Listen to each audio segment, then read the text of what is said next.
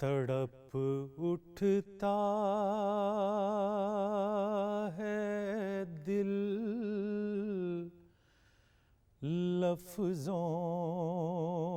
میں دہرائی نہیں جاتی،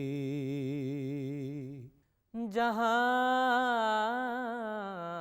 میں کس کو ہے عرفان سجدہ حسین، جہاں میں کس کو ہے عرفان سجدہ حسین، شعور کی حد آخر ہے نقش پائے حسین، شعور کی حد آخر ہے نقش پائے حسین، جہاں میں کس کو ہے ابھی بتاؤں گا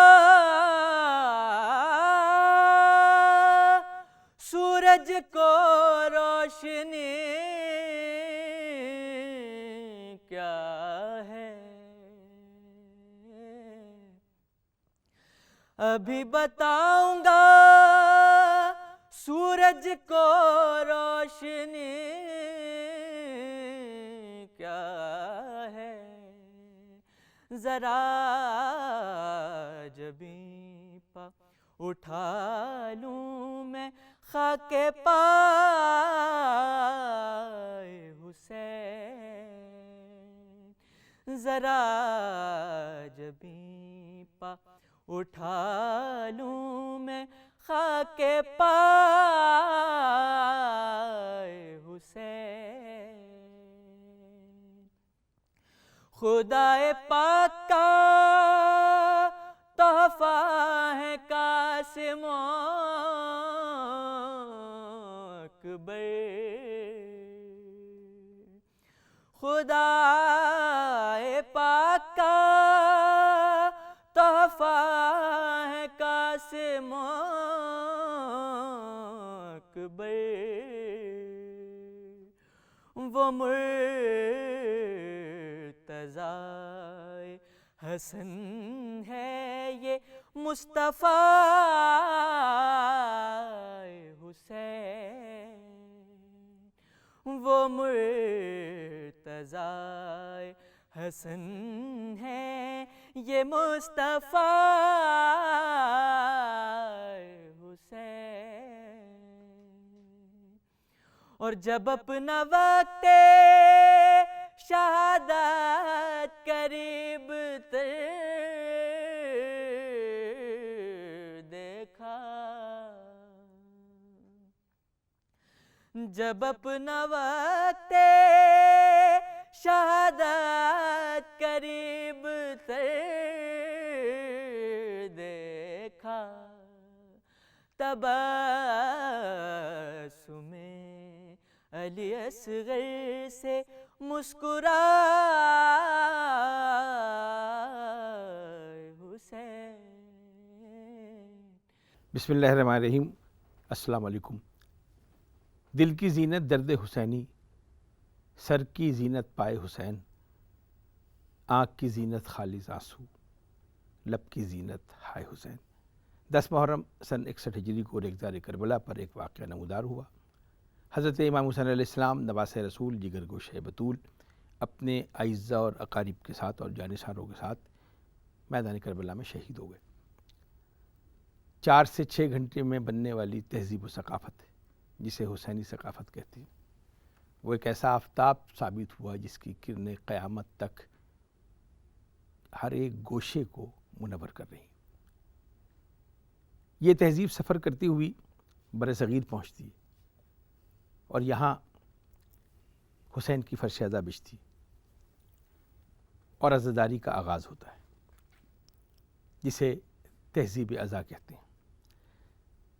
برصغیر کی تہذیب اپنے جلوں میں اتنے روشن ستارے رکھتی ہے کہ اگر صرف اس پر گفتگو کی جائے تو مہینوں درکار ہوں گے۔ ہماری خوش قسمتی ہے تہذیب ازاں کے اس پروگرام میں پاکستان ٹیلی ویژن کے ساتھ وہ شخصیت بیٹھی ہے میرے لیے فخر اور اعزاز کا باعث ہے، جنہوں نے اس تہذیب کو بنایا، عروج تک لے گئے اور آج تک جو کچھ ہو رہا ہے اس کے چشمدید گواہ ہیں۔ خدا ان کو زندگی دے۔ اس پروگرام میں، ان 5 پروگرام میں ہم اسی موضوع کو لے کر چلیں گے کہ وہ تہذیب ازاں ہے کیا اور وہ اس کے کیا کیا اثرات ہیں۔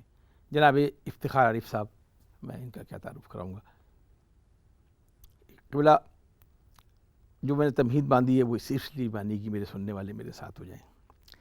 جب ہم کہتے ہیں کہ تہذیب ازاں تو اس سے کیا مراد ہے؟ یہ کہاں سے شروع ہوئی، کربلا سے یہاں تک کیسے پہنچی اور اس کے پس منظر کیا ہے؟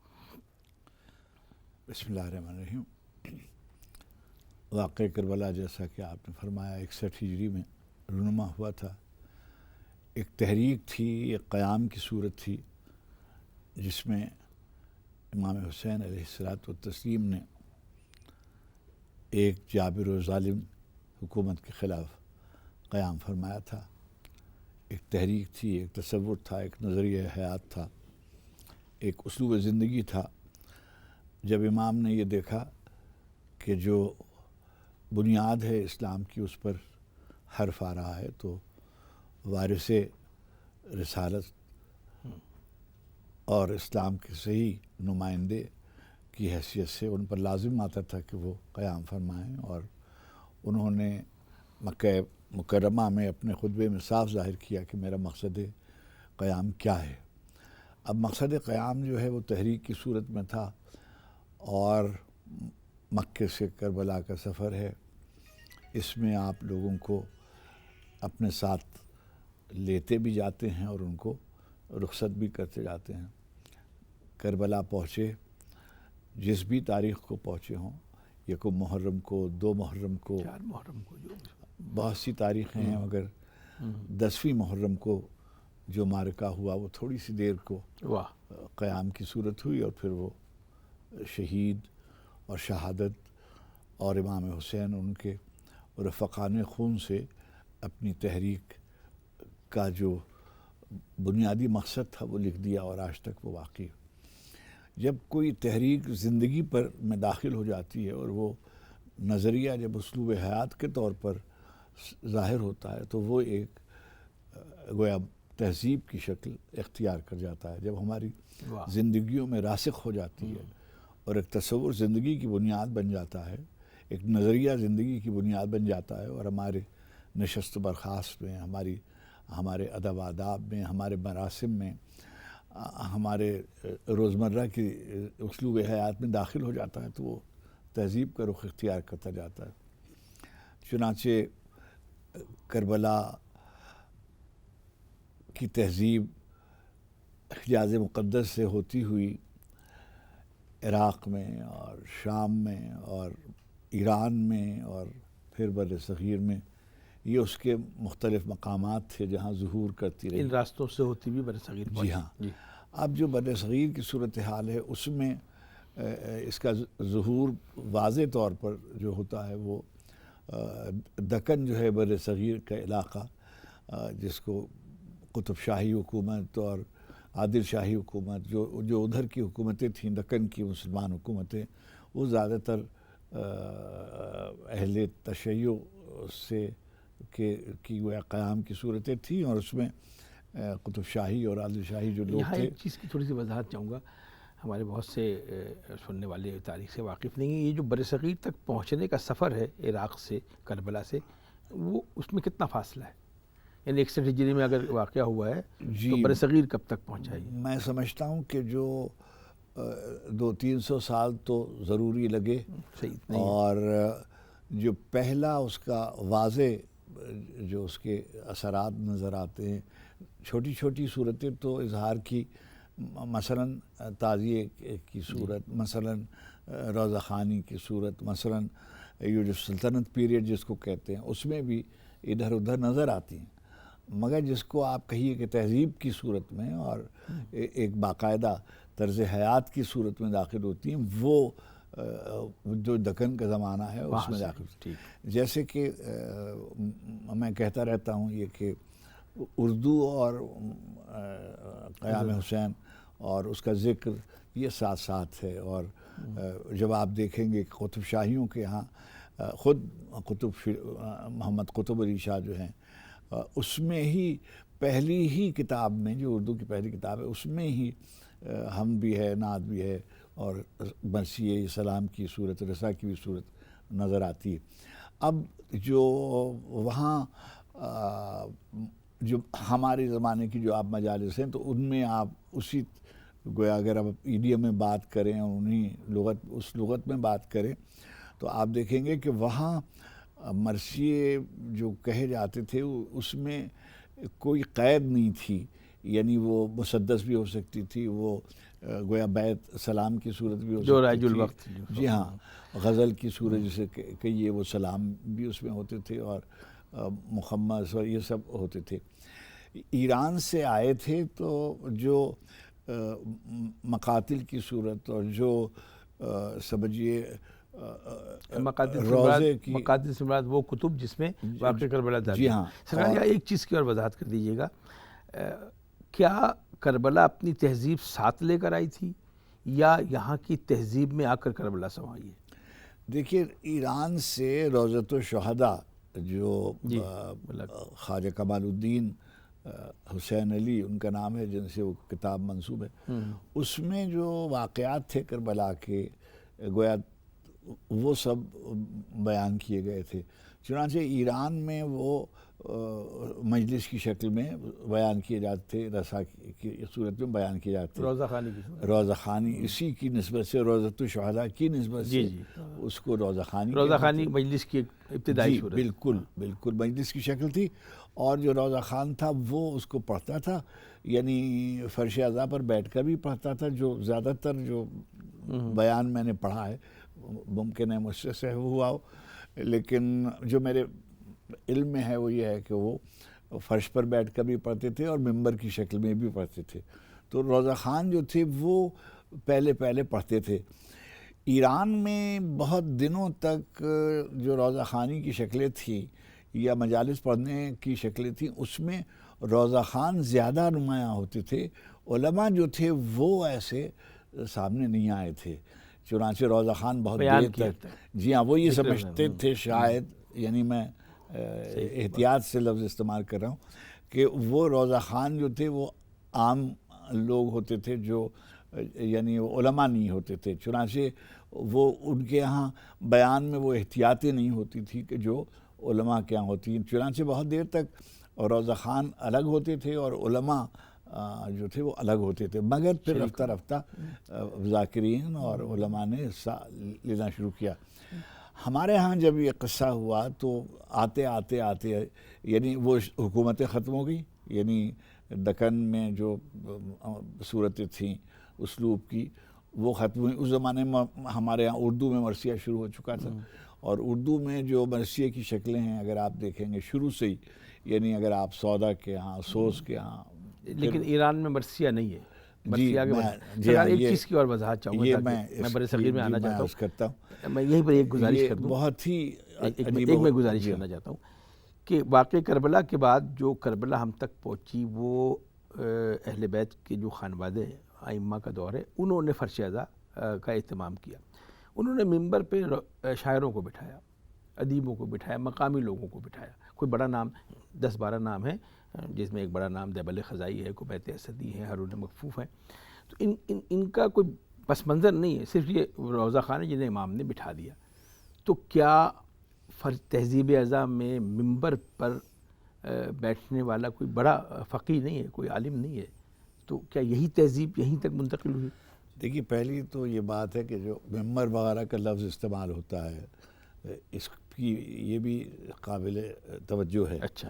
اور دیکھیے، مجلسوں کے سلسلے میں بیان کیا جاتا ہے. ہمارے یہاں روایت بیان کی جاتی ہے کہ مثلا امام زین العابدین علیہ السلام کے زمانے میں جو سواد اعظم کے ایک بزرگ شہاب الدین ظہری وہ پڑھتے تھے، انہوں نے ایک مجلس پڑھی اور یہ اس کا سب رہا ہے آپ کے علم میں. مگر جو شعراء تھے وہ قصائد پیش کرتے تھے، جیسے قصائد پیش کرتے ہیں اس میں رضا بھی.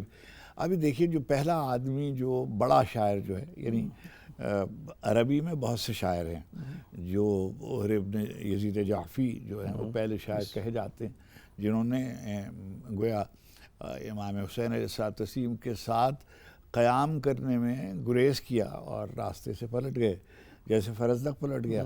لیکن جیسے ہی وہ کوفے جانے سے پیشتر واپس آیا کربلا اور اس نے دیکھا کہ وہ تو شہادت واقع ہو چکی، تو وہاں اس نے قصیدہ کہا اور ایک مرثیہ لکھا، اور وہ مرثیہ کتابوں میں کوئی متعین شکل نہیں ہے. جی نہیں ابھی تک نہیں ہے، اس نے بس مرثیہ لکھا. اور جیسے فرزدق کا نام آتا ہے، اب جو فرزدق کا قصہ ہے وہ جب ہشام ابن عبد الملک، جب ابھی ہشام شہزادہ تھا اور مدینے کا گورنر تھا، وہ پورا قصہ ہے. اور فرزدق نے یہ کہا کہ میں بتاتا ہوں کہ یہ کون ہے اور کون ہے. اب یہ بات ہمارے لوگ، یہ میں آپ سے گزارش کر رہا ہوں اور بہت ہی یاد رکھنے کے قابل ایک بات ہے.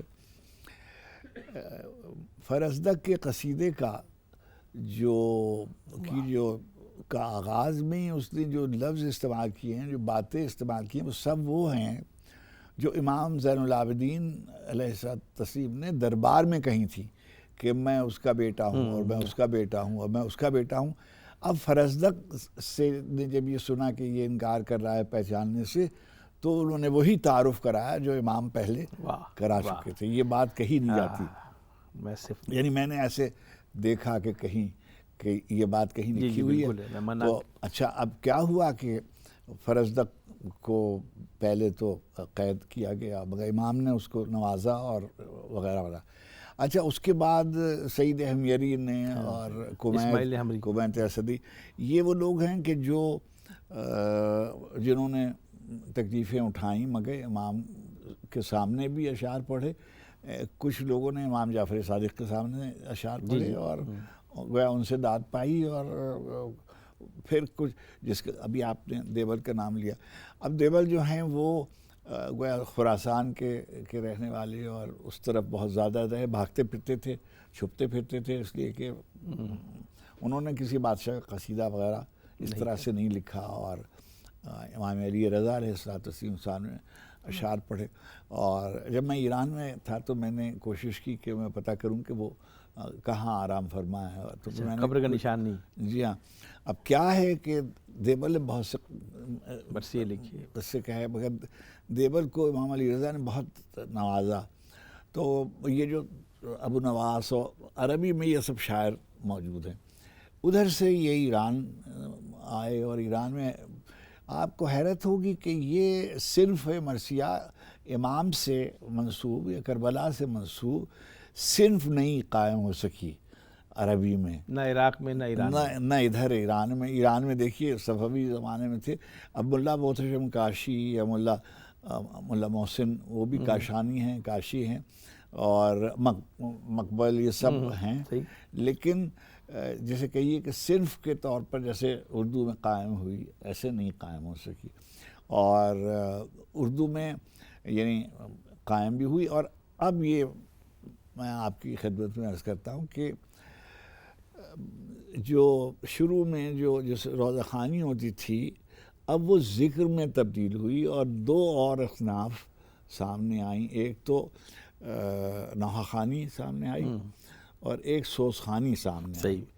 اور یہ اودھ میں دو بزرگ ان کا نام لیا جاتا ہے. ایک تو میر بند حسن ایک بزرگ ہیں اور ایک میر علی احسن جیسے اس طرح کا نام. یہ دو لوگ ہیں جنہوں نے سوزخوانی شروع کی. اور اچھا وہ سوزخوانی پہلے مرثیہ خوانی ہی صرف ہوتی تھی، پھر ان لوگوں نے ذکر بھی شروع کیا. اور اب جو حضرت عفرماء علیہ مقامہ کا زمانہ جب آیا تو انہوں نے پھر علماء کو اس بات پر مائل کیا کہ وہ پڑھیں. سرکار اس پہ ہم ایک پورا پروگرام ہم نے رکھا ہوا ہے کہ بر صغیر میں یہ جو مرثیہ اور سوزخوانی. آج ہم بہت تیزی سے سفر طے کرنا چاہتے ہیں. آپ نے حیدرآباد دکن سے آغاز کی، اس کے بعد جو بر صغیر کی موجودہ صورت تہذیب اعضاء ہے وہ پھر وہاں سے کیسے پھیلی؟ لکھنؤ، دہلی، اودھ تک کیسے پہنچی؟ 2 مہینہ 10 دن محرم کی روایت کہاں سے آئی؟ عاشورہ محرم کی روایت کہاں آئی؟ میں چاہتا ہوں ذرا تیزی سے منزلیں طے ہو جائیں، میں روکنا نہیں چاہتا آپ کو، اتنی خوبصورت گفتگو ہو رہی ہے. اب دیکھیے، پہلی تو ایک بات جو بہت بچوں کو بھی بتانے کی ہے اور سننے والوں کو بھی بتانے کی ہے کہ پہلی دفعہ بر صغیر میں پورے عالم اسلام میں پہلی دفعہ آیت اللہ العظمیٰ غفرامآب علی اللہ مقامہ نے دن طے کیے. اس سے پہلے دن کبھی نہیں طے کیے، آج بھی نہیں، عرب میں آج بھی نہیں. تو یہ کہ 2 تاریخ کو یہ ہوگا، 3 تاریخ کو یہ ہوگا، مجلسوں میں یہ پڑھا جائے گا، ان کے حال کی مجلس ہوگی، 6 تاریخ کو کیا ہوگا، 5ویں تاریخ کو. اچھا، یہ انہوں نے طے کیا بر صغیر میں؟ غفرامآب علی اللہ مقامہ نے یہ طے کیا کہ اب 7 تاریخ کو یعنی حضرت قاسم ہوں گے، اور 8 تاریخ کو حضرت عباس ابوالفضل ہوں گے، اور 9 کو امام ہوں گے. اچھا، یہ بر صغیر کی تہذیب، یہ جو دن کی ترتیب ہے ایام اعضاء کی، یہ سب سے پہلے آیت اللہ غفرامآب علی اللہ مقامہ نے طے کی. اب اس میں جو دوسری بات ہے جو بتانی چاہیے اور جو نہیں ہمارے عام طور پہ علم میں ہے، کہ پھر انہوں نے ہی مجلس کی نوحہ خوانی اور سوز خوانی کے بعد ذکر کی صورت جو تھی، جو جی ہاں، جو ذاکری، یہ صرف بر صغیر میں ہے. جی ہاں، بر صغیر میں. اچھا، یہ بر صغیر میں شروع ہوئی، اور وہاں بھی یعنی وہاں آج تک آپ کو حیرت ہوگی، یعنی پچھلے چند برس، اس میں 20 25 50 سال چھوڑ دیجئے، تو ایران میں آج بھی جو نوحہ خان ہیں اور جو روضہ خان ہیں، وہ اور ان کو مداح ایک لفظ ان کے یہاں رائج ہے کہ وہ غالب ہیں. اور مگر ابھی ادھر مراجع جو تھے انہوں نے توجہ دی، اور بعض مراجع مثلاً آیت اللہ العظمیٰ وحید خراسانی ہیں، وہ پڑھتے ہیں اور یہ خود ممبر پہ تشریف لاتے ہیں. آپ نے دیکھا ہوگا ان کو کہ بہت ہی مختصر سا بیان ہوتا ہے، مسائل زیادہ ہوتے ہیں، اور مسائل. اور پھر ہمارے زمانے میں آیت اللہ شریعتی، ڈاکٹر شریعتی اور آیت اللہ العظمیٰ شہید مطہری، یہ جو 2 بزرگ تھے، انہوں نے جو جدید طرز ذاکری ہے، اس میں ہمارے ہاں کیا ہوا کہ جو عہد جدید ہے اس میں آیت اللہ العظمیٰ، ہم تو ان کو آیت اللہ العظمیٰ کہتے ہیں، سید سبط حسن صاحب، یہ جو علامہ رشید ترابی مرحوم انہی کے شاگرد تھے، اور وہ اس کا اعتراف کرتے تھے اور ذکر کرتے تھے، یعنی پہلے خطیب ممبر کے. جی ہاں، جنہوں نے اس طرح سے ذاکری شروع کی. اچھا، یہ بر صغیر کا ہے. بر صغیر ہمارے پاس تھوڑا سا وقت کم ہے، اس کو یہاں پہ یعنی روکنا تو نہیں، اگلے پروگرام پہ ہم قدم رکھیں گے. آپ نے کہا کہ کربلا سے ایک تہذیب چلی اور سفر کرتی ہوئی بر صغیر میں پہنچی. بر صغیر میں جو اضافے ہوئے جو ہماری تہذیب کے حصے بنے، اس میں بھی بہت سی صورتیں اور آئیں گی کہ فرش اعضاء کیا ہے، مجلس کا اہتمام کیا ہے، سوز خوانی کیا ہے، اس پہ ہمارا پورا پروگرام ہے. آخری سوال میں چاہوں گا تاکہ اس کو کنکلوڈ کر لیں کہ جو صورت ہمیں اب نظر آتی ہے بر صغیر میں، وہ ابھی بھی کہیں نظر نہیں آ رہی. تو کیا یہ ہماری اپنی تہذیب بالکل الگ ہے؟ اس پہ ہم ایک تفصیلی گفتگو کریں. یہ بھی ہمارے علماء نے، ان کے جو صاحبزادے تھے آیت اللہ العظمیٰ سلطان العلماء نے، ہم کہتے تھے اس خانوادے کی جو ابھی تک ایک تسلسل میں ہدایت کا قصہ ہے، اور ہمارے قلب صادق صاحب جن کا بھی انتقال ہوا، وہ 10ویں نسل کے عالم دین تھے. اس نسل نے بہت بنیادی کردار کیا ادا، اور اسی میں ہمارے استاد مکرم سید علی نقی صاحب قبلہ نقن صاحب جنہیں ہم کہتے ہیں، وہ بھی اس میں شامل تھے. تو جو جس بات کو آپ مجھے لے جانا چاہتے ہیں، وہ میں بالکل اس کو سمجھ رہا ہوں کہ یہ جو ہمارا علاقہ تھا، یعنی ہندوستان کا، اس میں رامائن تھی، اس میں مہا بھارت تھی، اس میں رسمیں تھیں، اس میں بہت بڑی بڑی تہذیبیں تھیں. چنانچہ ہمارے ہاں اس جس کو ہم کہتے ہیں سنتی جو ہمارا لوک ورثہ تھا، اس کو دیکھ کر انہوں نے بعض چیزوں کی اجازت دی. مثلاً بادشاہوں کے آگے طبل بجتے تھے، نقارے بجتے تھے جب وہ ظہور کرتے تھے. تو ہمارے ہاں ایام اعضاء میں نقارے اور اس طرح سب جو تاشے اور یہ سب کسی حد تک اس کی اجازت دی گئی.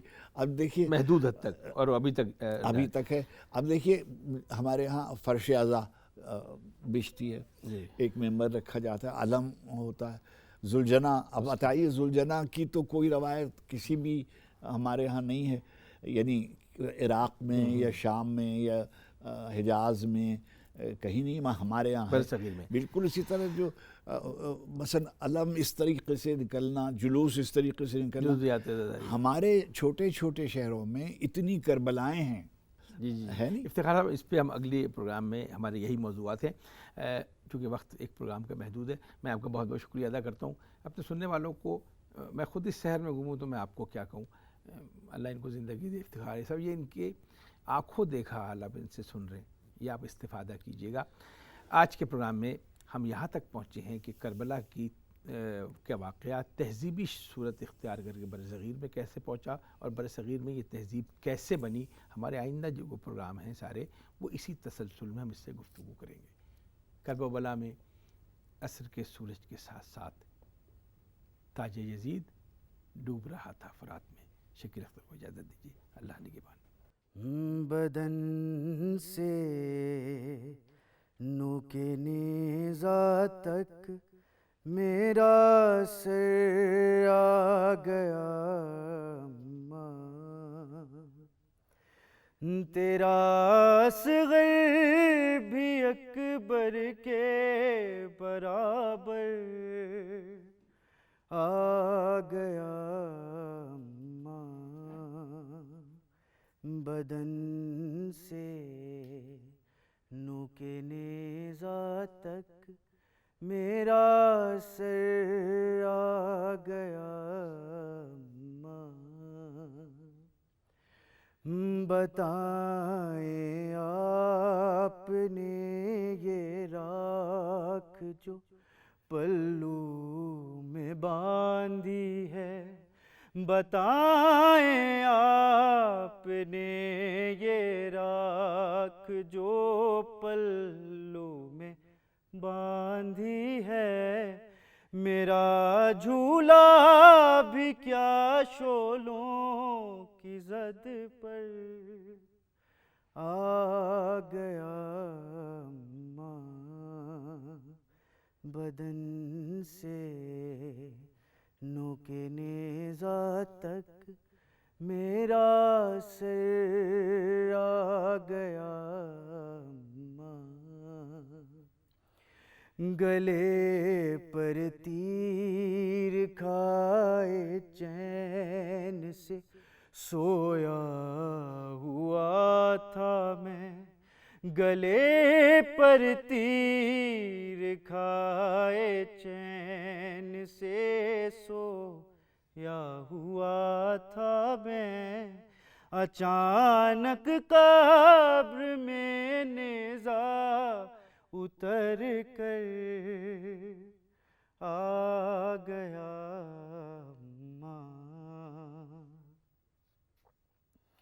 بھلا تم میری معصومہ بہن کو کیا بتاتی ہو، بھلا تم میری معصومہ بہن کو کیا بتاتی ہو. سکینہ پوچھتی ہوگی کہ اصغر آ گیا.